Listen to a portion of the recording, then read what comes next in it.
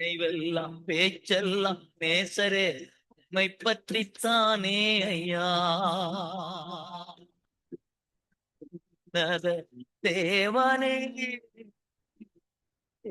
இயேசுராஜனே mode இணைந்திட என் உள்ளம் ஏங்குதையா.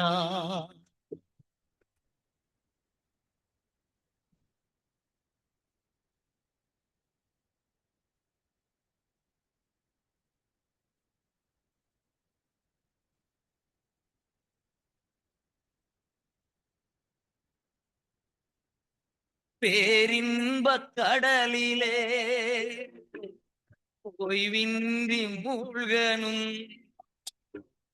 பேரின்ப கடலிலே ஓய்வின்றி மூழ்கனும், துதித்து மகிழனும், உயானாய் வாழனும், நான் துதித்து மகிழனும், உயானாய் வாழனும். இரவெல்லாம் பகலெல்லாம் இதயம் உமக்காக துடிக்குதையா. நினைவெல்லாம் பேச்செல்லாம் நேசரே உம்மை பற்றித்தானே ஐயா. உன்னத தேவனே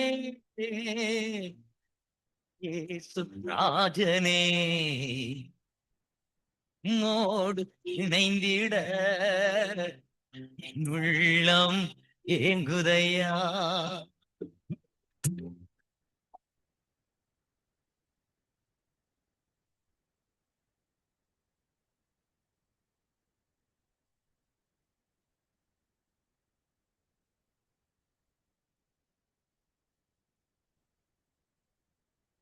கொடியாக படரனும் தன் நேசமே, கொடியாக படரனும்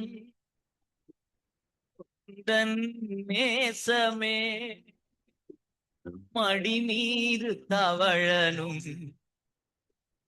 அழலை விழந்தை நான், மடி மீது தவழனும் மழலை விழந்தை நான். இரவெல்லாம் பகலெல்லாம் இதயம் உமக்காக துடிக்குதையா. நினைவெல்லாம் பேச்செல்லாம் நேசரே உம்மை பற்றித்தானே ஐயா. உன்னத தேவனே இயேசு ராஜனே மோடு இணைந்திட என் உள்ளம் ஏங்குதையா. என் உள்ளம் ஏங்குதையா. என் உள்ளம் ஏங்குதையா.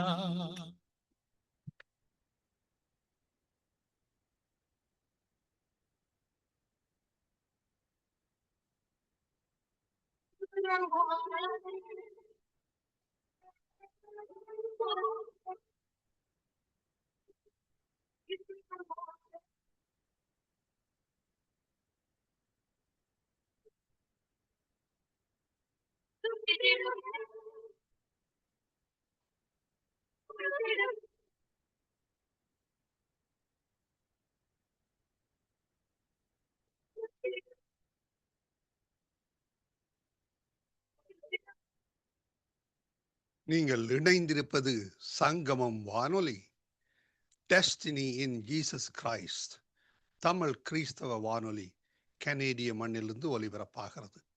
மார்க் 16:15, மத்தேயு 24:14 வசனத்தின்படி இயேசு சீசர்களை நோக்கி, நீங்கள் உலகெங்கும் போய் சர்வ சிருஷ்டிக்கும் சுவிசேஷத்தை பிரசங்கியுங்கள்.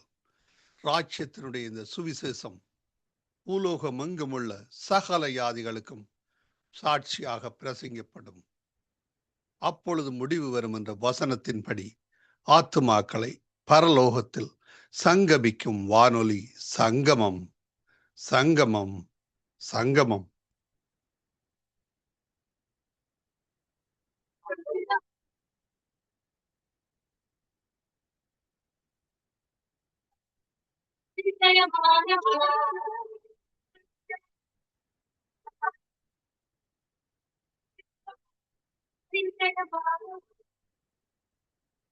நியாயாதிபதிகள் 4ஆம் அதிகாரம்.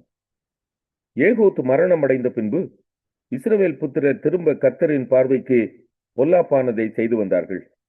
ஆகையால் கர்த்தர் அவர்களை ஆத்சோரில் ஆளுகிற யாபின் என்னும் கானானியருடைய ராஜாவின் கையிலே விற்று போட்டார்.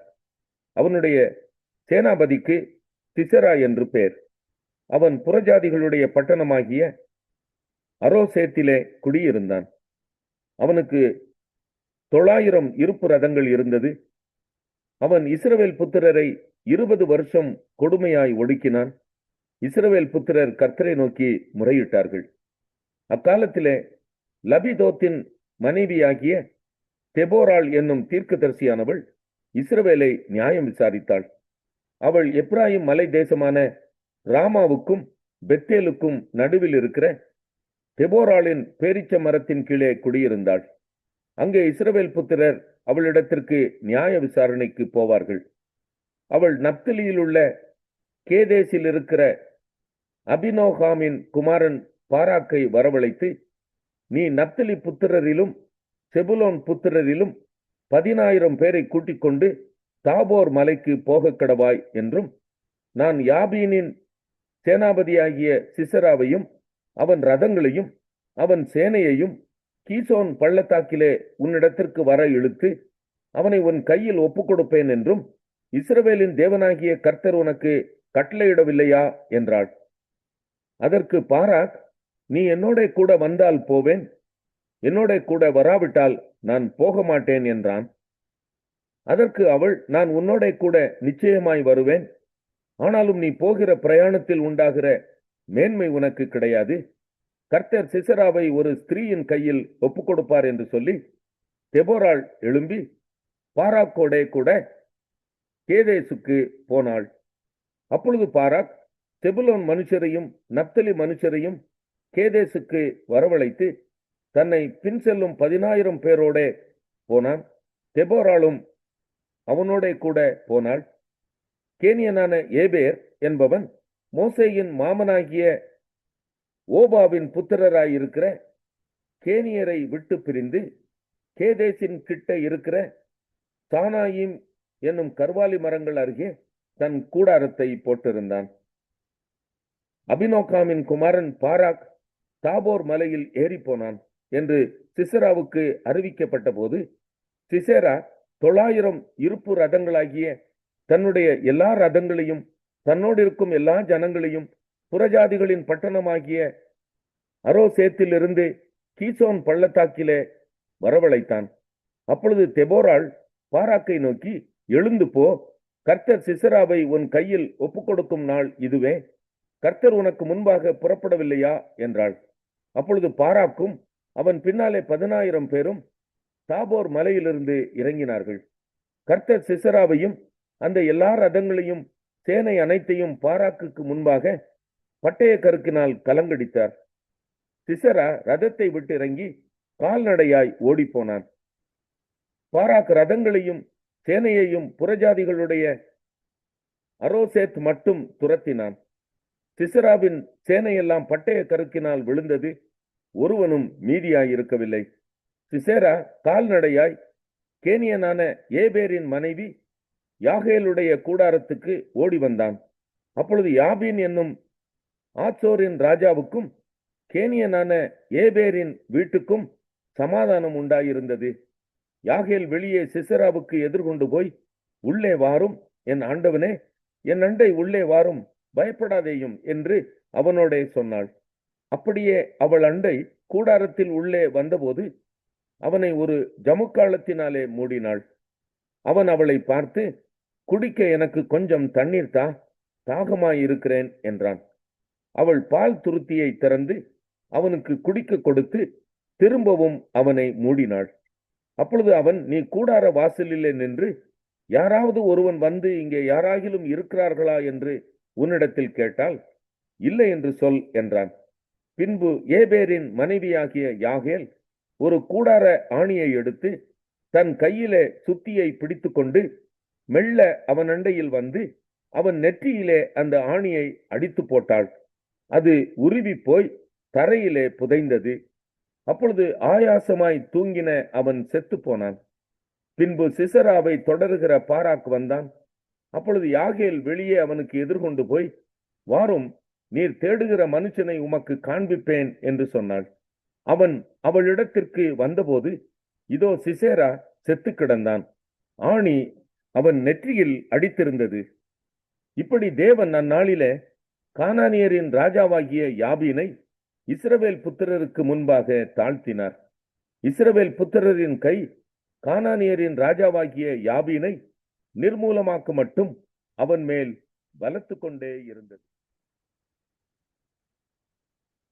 நியாயாதிபதிகள் 5ஆம் அதிகாரம். அந்நாளிலே தெபோராளும் அபினோகாமின் குமாரன் பாராக்கும் பாடினதாவது, கர்த்தர் இஸ்ரவேலுக்காக நீதியை சரி கட்டினதின் நிமித்தமும் ஜனங்கள் மனப்பூர்வமாய் தங்களை ஒப்புக் கொடுத்ததின் நிமித்தமும் அவரை ஸ்தோத்திரியுங்கள். ராஜாக்களே கேளுங்கள், அதிபதிகளே செவி கொடுங்கள். நான் கர்த்தரை பாடி இஸ்ரவேலின் தேவனாகிய கர்த்தரை கீர்த்தனம் பண்ணுவேன். கர்த்தாவே, நீர் சேயீரிலிருந்து புறப்பட்டு ஏதோமின் வெளியிலிருந்து நடந்து வருகையில் பூமி அதிர்ந்தது, வானம் சொரிந்தது, மேகங்களும் தண்ணீராய் பொழிந்தது. கர்த்தருக்கு முன்பாக பர்வதங்கள் கரைந்தது, இஸ்ரவேலின் தேவனாகிய கர்த்தருக்கு முன்பாக சீனாயும் கரைந்தது. ஆனாத்தின் குமாரனாகிய சம்காரின் நாட்களிலும் யாகேலின் நாட்களிலும் பெரும் பாதைகள் பாழாய் கிடந்தது. வழி நடக்கிறவர்கள் பக்க வழியாய் நடந்தார்கள். தெபோராளாகிய நான் எழும்பும் அளவும் இஸ்ரவேலிலே நான் தாயாக எழும்பும் அளவும் கிராமங்கள் பாழாய் போயின, இஸ்ரவேலின் கிராமங்கள் பாழாய் போயின. நூதன தேவர்களை தெரிந்து கொண்டார்கள். அப்பொழுது யுத்தம் வாசல் வரையும் வந்தது. இஸ்ரவேலிலே 40,000 பேருக்குள்ளே கேடகமும் ஈட்டியும் காணப்பட்டதுண்டோ? ஜனங்களுக்குள்ளே தங்களை மனப்பூர்வமாய் ஒப்புக் கொடுத்த இஸ்ரவேலின் அதிபதிகளை என் இருதயம் நாடுகிறது. கர்த்தரை ஸ்தோத்திரியுங்கள். வெள்ளை கழுதைகளின் மேல் ஏறுகிறவர்களே, நியாயஸ்தலத்தில் வீற்றிருக்கிறவர்களே, வழியில் நடக்கிறவர்களே, இதை பிரஸ்தாபியுங்கள். தண்ணீர் மொண்டு கொள்ளும் இடங்களில் வில் வீரரின் இரைச்சலுக்கு நீங்கினவர்கள் அங்கே கர்த்தரின் நீதி நியாயங்களையும் அவர் இஸ்ரவேலில் உள்ள தமது கிராமங்களுக்கு செய்த நீதி நியாயங்களையுமே பிரஸ்தாபப்படுத்துவார்கள். அது முதல் கர்த்தரின் ஜனங்கள் ஒலிமுக வாசல்களிலே போய் இறங்குவார்கள். விழி விழி தெபோராளே, விழி விழி, பாட்டுப்பாடு பாராக்கே, எழும்பு. அபினோகாமின் குமாரனே, உன்னை சிறையாக்கினவர்களை சிறையாக்கி கொண்டு போ. மீதியாய் இருந்தவர்கள் ஜனத்தின் பிரபுக்களை ஆளும்படி செய்தார். கர்த்தர் எனக்கு பராக்கிரமசாலிகளின் மேல் ஆளுகை தந்தார். அமலேக்குக்கு விரோதமாக இவர்களுடைய வேர் எப்ராயிமிலிருந்து துளிர்த்தது. உன் ஜனங்களுக்குள்ளே பென்யமின் மனுஷர் உனக்கு பின் சென்றார்கள். மாகீரிலிருந்து அதிபதிகளும் செபுலோனிலிருந்து எழுதுகோலை பிடிக்கிறவர்களும் இறங்கி வந்தார்கள். இசக்காரின் பிரபுக்களும் தெபோராளோட இருந்தார்கள். பாராக்கை போல இசக்கார் மனுஷரும் பள்ளத்தாக்கில் கால்நடையாய் அனுப்பப்பட்டு போனார்கள். ரூபனின் பிரிவினைகளால் உண்டான இருதயத்தின் நினைவுகள் மிகுதி. மந்தைகளின் சத்தத்தை கேட்க நீ தொழுவங்களின் நடுவே இருந்து விட்டதென்ன? ரூபனின் பிரிவினைகளால் மனோவிசாரங்கள் மிகுதி. கிளையாத் மனுஷர் யோர்தானுக்கு அக்கறையிலே இருந்து விட்டார்கள். தான் மனுஷர் கப்பல்களில் தங்கியிருந்ததென்ன? ஆசேர் மனுஷர் கடற்கரையிலே தங்கி தங்கள் குடாக்களில் தாபரித்தார்கள். செபுலோனும் நப்தலியும் போர்க்களத்து முனையிலே தங்கள் உயிரை எண்ணாமல் மரணத்துக்கு துணிந்து நின்றார்கள். ராஜாக்கள் வந்து யுத்தம் பண்ணினார்கள். அப்பொழுது கானானியரின் ராஜாக்கள் மெகிதோவின் தண்ணீர் அருகான தானாக்கிலே யுத்தம் பண்ணினார்கள். அவர்களுக்கு திரவிய கொள்ளை கிடைக்கவில்லை. வானத்திலிருந்து யுத்தம் உண்டாயிற்று. நட்சத்திரங்கள் தங்கள் அயனங்களிலிருந்து சிசராவோடே யுத்தம் பண்ணின. கீசோன் நதி, பூர்வ நதியாகிய கீசோன் நதியே அவர்களை அடித்து கொண்டு போயிற்று. என் ஆத்துமாவே, நீ பலவான்களை மிதித்தாய். அப்பொழுது குதிரைகளின் குளம்புகள் பாய்ச்சலினாலே பலவான்களின் பாய்ச்சலினாலேயே பிளந்து போயின. மேரோசை சபியுங்கள், அதன் குடிகளை சபிக்கவே சபியுங்கள் என்று கர்த்தருடைய தூதனானவர் சொல்லுகிறார். அவர்கள் கர்த்தர் பட்சத்தில் துணை நிற்க வரவில்லை. பராக்கிரமசாலிகளுக்கு விரோதமாய் அவர்கள் கர்த்தர் பட்சத்தில் துணை நிற்க வரவில்லையே. ஸ்திரீகளுக்குள்ளே கேனியனான ஏபேரின் மனைவியாகிய யாகேல் ஆசீர்வதிக்கப்பட்டவள். கூடாரத்தில் வாசமாய் இருக்கிற ஸ்திரீகளுக்குள்ளே அவள் ஆசீர்வதிக்கப்பட்டவளே. தண்ணீரை கேட்டான், பாலை கொடுத்தாள். ராஜாக்களின் கிண்ணியிலே வெண்ணெயை கொண்டு வந்து கொடுத்தாள். தன் கையால் ஆணியையும் தன் வலது கையால் தொழிலாளரின் சுத்தியையும் பிடித்து சிசராவை அடித்தாள். அவன் நெற்றியில் உருவ கடாவி அவன் தலையை உடைத்து போட்டாள். அவள் காலருகே அவன் மடங்கி விழுந்து கிடந்தான். அவள் காலருகே மடங்கி விழுந்தான். அவன் எங்கே மடங்கி விழுந்தானோ அங்கே மடிந்து கிடந்தான். சிசராவின் தாய் ஜன்னலில் நின்று பலகணி வழியாய் பார்த்து கொண்டிருந்து, அவனுடைய ரதம் வராமல் பிந்தி போனதென்ன, அவனுடைய ரதங்களின் ஓட்டம் தாமதிக்கிறதென்ன என்று புலம்பினாள். அவளுடைய நாயகிகளில் புத்திசாலிகள் அவளுக்கு உத்தரவு சொன்னதுமன்றி அவள் தானும் தனக்கு மறுமொழியாக, அவர்கள் கொள்ளையை கண்டுபிடிக்கவில்லையோ, அதை பங்கிட வேண்டாமோ? ஆளுக்கு 2 பெண்களையும் சிசராவுக்கு கொள்ளையிட்ட பல வருணமான ஆடைகளையும் கொள்ளையிட்ட பல வருணமான சித்திர தையல் ஆடைகளையும் கொள்ளையிட்டவர்களின் கழுத்துக்கு இருபுறமும் பொருந்தும் சித்திர தையலுள்ள பல வருணமான ஆடையையும் கொடுக்க வேண்டாமோ என்றாள். கர்த்தாவே, உம்மை பகைக்கிற யாவரும் இப்படியே அழிய கடவர்கள். அவரில் அன்பு கூறுகிறவர்களோ வல்லமையோட உதிக்கிற சூரியனைப் போல இருக்க கடவர்கள் என்று பாடினார்கள். பின்பு தேசம் 40 வருஷம். ஏசாயா 32ஆம் அதிகாரம். இதோ ஒரு ராஜா நீதியாக அரசாளுவார், பிரபுக்களும் நியாயமாக துரைத்தனம் பண்ணுவார்கள். அவர் காற்றுக்கு ஒதுக்காகவும் பெருவெள்ளத்துக்கு புகலிடமாகவும் வறண்ட நிலத்துக்கு நீர்க்கால்களாகவும் விடாய்த்த பூமிக்கு பெரும் கன்மலையின் நிழலாகவும் இருப்பார். அப்பொழுது காண்கிறவர்களின் கண்கள் மங்கலாயிராது, கேட்கிறவர்களின் செவிகள் கவனித்தே இருக்கும். பதற்றம் உள்ளவர்களின் இருதயம் அறிவை உணர்ந்து கொள்ளும். தெற்றுவாயருடைய நாவு தடையின்றி தெளிவாய் பேசும். மூடன் இனி தயாளன் என்று மதிக்கப்படான், லோபி இனி உதாரன் என்று சொல்லப்படுவதும் இல்லை. ஏனென்றால் மூடன் மூடத்தனத்தை பேசுகிறான், அவன் இருதயம் அநியாயத்தை நடப்பிக்கும். அவன் மாயம் பண்ணி கர்த்தருக்கு விரோதமாய் விபரீதம் பேசி பசியுள்ள ஆத்துமாவை வெறுமையாக வைத்து தாகம் உள்ளவனுக்கு தாகம் தீர்க்காதிருக்கிறான். லோபியின் எத்தனங்களும் கொல்லாதவைகள். ஏழைகள் நியாயமாய் பேசும்போது அவன் கள்ள வார்த்தைகளாலே எளியவர்களை கெடுக்கும்படி தீவினைகளை யோசிக்கிறான். தயாள குணம் உள்ளவன் தயாளமானவைகளை யோசிக்கிறான், தயாளமானவைகளிலே நிலைத்தும் இருக்கிறான். சுகஜீவிகளாகிய ஸ்திரீகளே, எழுந்திருந்து என் வார்த்தைகளை கேளுங்கள். நிர்விசாரமான குமாரத்திகளே, என் வசனத்துக்கு செவி கொடுங்கள். நிர்விசாரிகளே, 1 வருஷமும் சில நாட்களுமாய் தத்தளிப்பீர்கள். திராட்சை பலன் அற்றுப்போம், அறுப்பு காலம் வராது. சுகஜீவிகளே நடுங்குங்கள், நிர்விசாரிகளே தத்தளியுங்கள். உடையை உரிந்து களைந்து போட்டு அறையில் இரட்டை கட்டி கொள்ளுங்கள். செழிப்பான வயல்களின் நிமித்தமும் கனிதரும் திராட்சை செடிகளின் நிமித்தமும் மாரடித்து புலம்புவார்கள். என் ஜனத்தினுடைய நிலத்திலும் களி கூர்ந்திருந்த நகரத்தில் உள்ள சந்தோஷம் நிறைந்த எல்லா வீடுகளிலும் முட்செடியும் நெரிஞ்சிலும் முளைக்கும்.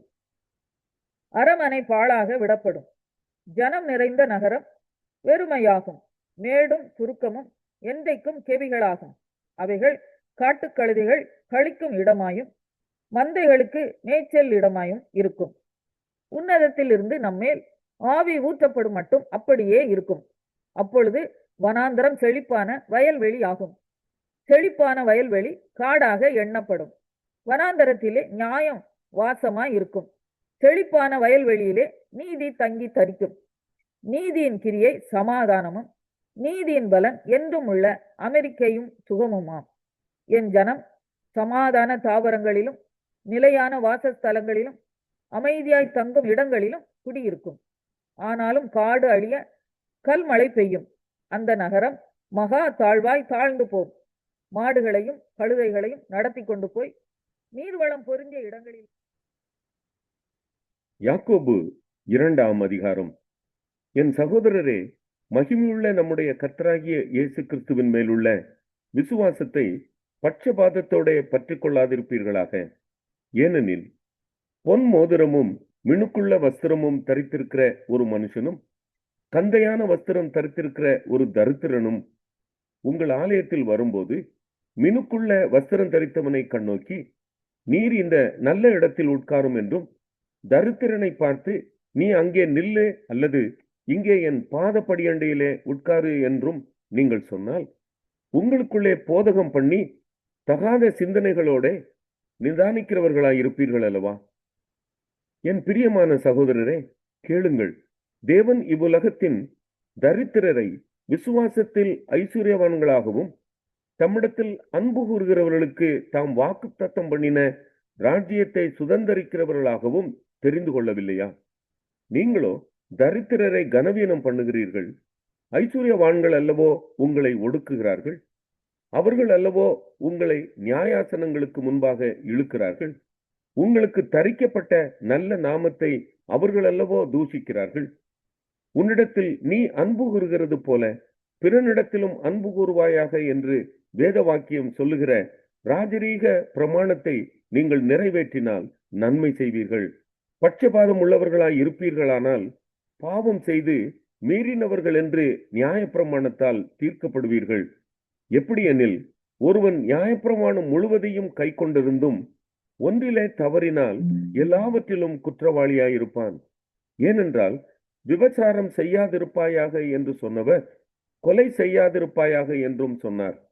ஆதலால் நீ விபச்சாரம் செய்யாமல் இருந்தும் கொலை செய்தாயானால் நியாயப்பிரமாணத்தை மீறினவனாவாய். சுயாதீன பிரமாணத்தினால் நியாய தீர்ப்படைய போகிறவர்களாய் அதற்கேற்றபடி பேசி அதற்கேற்றபடி செய்யுங்கள். ஏனென்றால் இரக்கம் செய்யாதவனுக்கு இரக்கமில்லாத நியாய தீர்ப்பு கிடைக்கும். நியாய தீர்ப்புக்கு முன்பாக இரக்கம் மேன்மை பாராட்டும். என் சகோதரரே, ஒருவன் தனக்கு விசுவாசம் உண்டென்று சொல்லியும் கிரியைகள் இல்லாதவனானால் அவனுக்கு பிரயோஜனம் என்ன? அந்த விசுவாசம் அவனை ரட்சிக்குமா?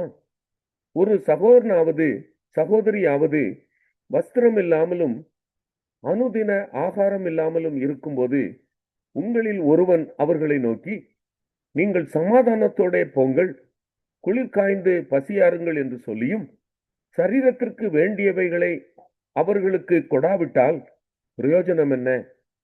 அப்படியே விசுவாசமும் கிரியைகள் இல்லாதிருந்தால் தன்னில் தானே செத்ததாயிருக்கும். ஒருவன் உனக்கு விசுவாசம் உண்டு, எனக்கு கிரியைகள் உண்டு, கிரியைகள் இல்லாமல் உன் விசுவாசத்தை எனக்கு காண்பி, நான் என் விசுவாசத்தை என் கிரியைகளினாலே உனக்கு காண்பிப்பேன் என்பானே. தேவன் ஒருவர் உண்டென்று விசுவாசிக்கிறாய். அப்படி செய்கிறது நல்லதுதான். பிசாசுகளும் விசுவாசித்து நடுங்குகின்றன. வீணான மனுஷனே, கிரியைகள் இல்லாத விசுவாசம் செத்ததென்று நீ அறிய வேண்டுமோ?